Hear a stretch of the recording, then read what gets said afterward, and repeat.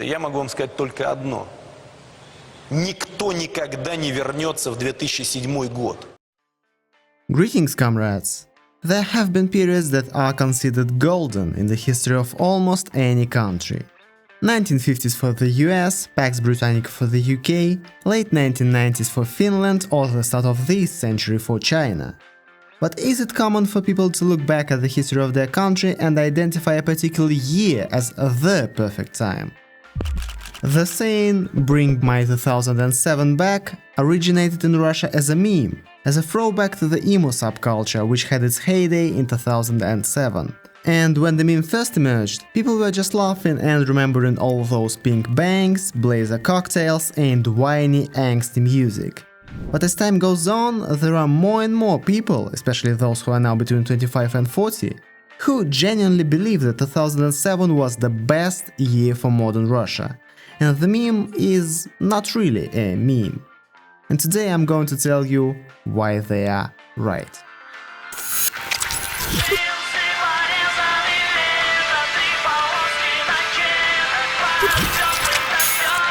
First of all, let's be clear, it's a meme in the first place, it's a joke, okay? Actually, seriously explaining a meme to someone is a thankless job.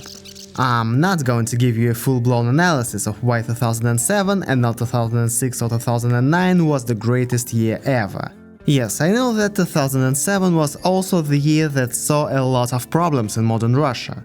That United Russia won its first elections with 60+% of the vote that year.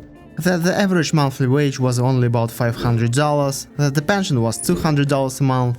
And I know that it was the year when Vladimir Putin gave his famous Munich speech, which, according to many, predetermined the beginning of a new Cold War.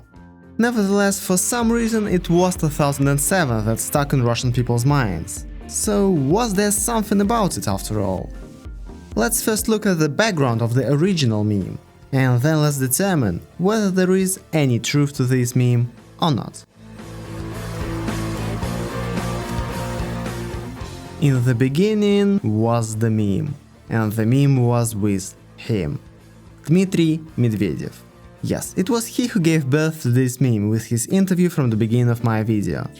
In 2011, at a regular meeting with journalists, he uttered a trite phrase that modernization in the country continues and there will be no backsliding. Nothing out of order. But he said it so perfectly that people really started to think back. What was it like in 2007? And it turned out that everything was pretty good. There was no world crisis of 2008, no appreciation of the dollar against the ruble. Everything was great. And people also began to recall them.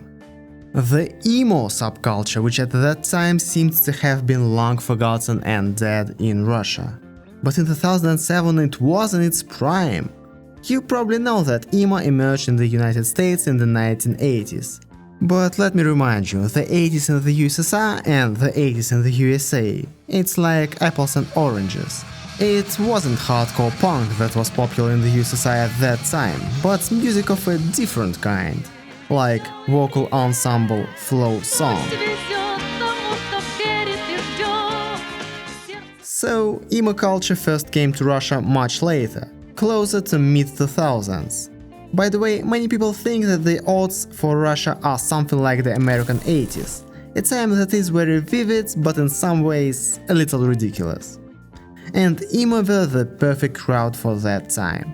Emo, who appeared in the mid-2000s, identified each other mostly by their favorite music, and the members of this subculture preferred not the real emo music, but rather quite mainstream bands like Panic at the Disco, Fall Out Boy, MCR, Paramore or even Tokyo Hotel. Or Russian bands that played some standard alternative rock and didn't have anything to do with emo. No one really cared that much back then. And the subculture itself, it has adapted in Russian reality and has become more of a parody on itself than the original idea. The initial message of emo was twisted and transformed. Basically being an emo meant that your job was to wear unique outfits, dye your hair pink, meet like-minded people and drink low-alcohol cocktails together, which was pretty fun by the way. In general, I think that such a sudden and unexpected rise of popularity of emo in Russia can be explained by this. their flashy vividness. It's no secret that Russia itself is quite a grey country. All those brown and grey dusty Khrushchevkas, the dirt all around in springs and autumns, the lack of sunshine. And then there's bright hair, flashy clothes, piercings everywhere. Naturally, teenagers were instantly drawn to it. Besides, before emo, the subculture scene in Russia was pretty much non-existent. It all came down to the eternal fights between metal guys, punks, rockers and rappers for the right to be considered the coolest guys in the neighborhood. Well, of course, there were also skinheads, but we are not talking about them. So the emo were a bright though short flash, who are remembered for pink bangs, permanent drinking in city centers and scandals with the State Duma, which constantly wanted to hang an increasing number of teenage suicides on them. By 2010, emo guys and girls had all but disappeared from the streets of Russian cities, leaving only fond memories behind. Memories of themselves and of 2007. But as I said before, it would be strange if I just decided to retell you the story of one small subculture that didn't even last 5 years in Russia. No, let's talk seriously about 2007 and the feeling of freedom that it represented for the Russian people.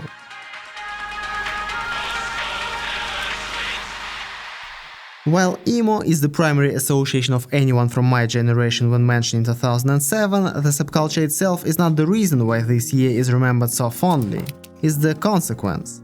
Of course, I understand that you can write it all off as nostalgia, but back then it really felt like it would never be bad again. It seemed that all the bad things were behind us. 2007 was not as disturbing as the very entertaining but very difficult 1990s, and not like the beginning of the millennium with its constant terrorist attacks and the war in Chechnya. It was prosperous, which is why ordinary people love it. And this is quite a rare thing for modern Russia. It was successful in almost all spheres of life. If we talk about the economy, 2007 as well as early 2008 is the pre-crisis peak. There is money, but prices are low. Groceries and utilities are cheap. Gasoline is about 13 to 15 rubles per liter. The dollar is 25 rubles, the euro is 35. There are still strong economic ties with the countries of the former Soviet Union, and foreign businesses are actively investing in Russia. Middle-class people began to earn decent wages. They could afford an annual vacation not only in Turkey and Egypt, but also in Europe. And yes, back then people could fly to Europe without thinking that there were any sanctions at all. Sanctions was a strange word, something that was related to Iran maybe? It seemed like something very far away and had nothing to do with us. There was no global crisis yet, though these years were a fairy tale for businesses. You don't want to do business? Stay in your office, work in a factory, finally decent wages there too, do whatever you want. No kidding, in those years there were serious discussions not only about a visa-free regime between Russia and the EU, but also about a common economic space with a common security system. Can you imagine that right now? Combine this with a much lower real estate price. Back then you could afford an apartment in Moscow without putting yourself in debt for 30 years. Add the absence of hundreds of laws that now regulate every breath of every citizen, the free sale of inexpensive alcohol and no fear for tomorrow. Yes, it was great. 2007 was a time when the first young generation, which was not raised by the Soviet state machine, grew up in this country. And yes, there are many disadvantages to this. We are often called the lost generation for a reason. This generation got one but very powerful tool: the internet. In 2007 it was not yet in every single household, but it was gradually taking over the minds of everyone. If in 2005 people who spent a lot of time on the internet were considered kind of weird, then in 2007 you were weird if you were not spending your free time there. The structure of the web in Russia was quite different from the American one, for example. The fact is that 90% of people did not have fast and unlimited internet access back then, and therefore local networks were very popular. That is, you paid your ISP for general internet access, with a modest speed and even more modest amount of traffic. But you got access to a fast local network, to which all the other ISP subscribers in your city were connected. It was a separate small world that had everything. Movies, forums, online games, peer-to-peer file sharing, dating, communication, even their own local service for popular online games like World of Warcraft, Ragnarok or Lineage 2. Most importantly, all these people in your network were from the same city, so you had no problems exchanging some movies, then playing some Burning Crusade together, and then agreeing to drink some beer in the city park on Saturday. And it was awesome. The internet didn't seem so huge and incomprehensible because all your friends from the neighborhood were there. It was easy as ever to find new friends. At the same time, the so-called external Russian internet was also developing. ВКонтакте, a service that will later become Europe's largest social network and the 5th most visited website in the world. ICQ, a very primitive but very friendly chatting service. Or hundreds of thousands of personal text blogs where ordinary people expressed their feelings.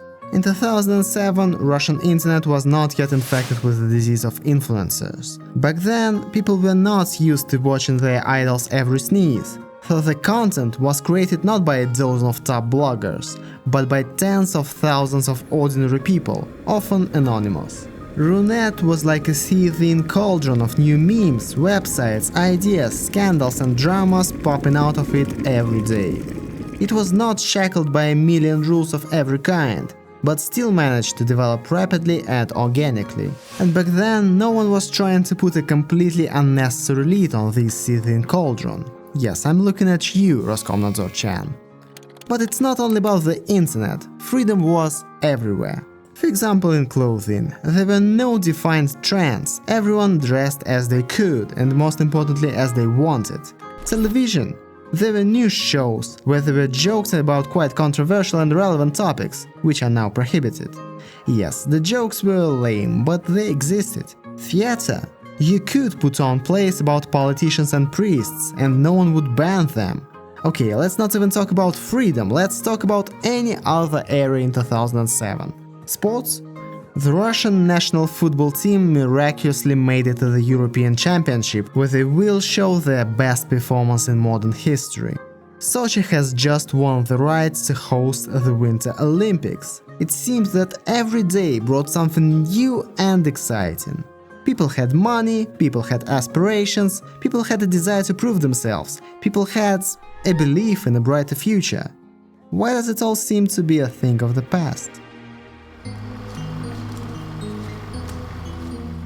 First of all, it is the economic crisis that is to blame, from which Russia by and large has not yet recovered. The year 2007 was practically the end of the era that later became known as the wealthy noughties, the era of economic growth and general stability. Politically, it probably ended after the protest of 2011-2012, and economically in 2014, but the turning point occurred after 2007. The Russian economy has never grown as fast as it did in 2007, 8% a year.